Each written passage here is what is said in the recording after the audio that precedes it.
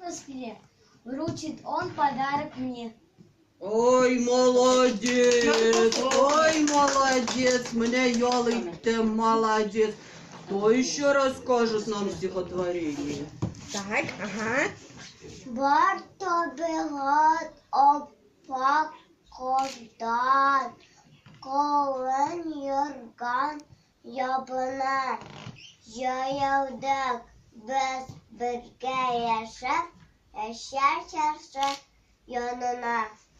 Ой, молодец. Ошады, мы сиңа кызым. Ой, молодец. Так, әйдәгез кем таң? Ага. Слова килгән, яңа ел ак килгән. Капчыгына күбитеп, бүләккә салып килгән. О, молодец. Молодец. Молодец. Так, бәләкәш. Әйтәйін.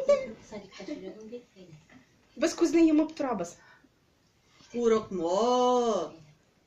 Әйдә, сөйләйсеңме миңа?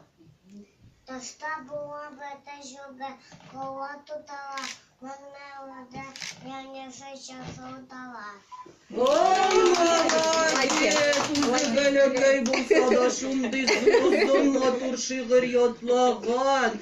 Бигрәк талантлы балалар җыелган монда. Молодцы.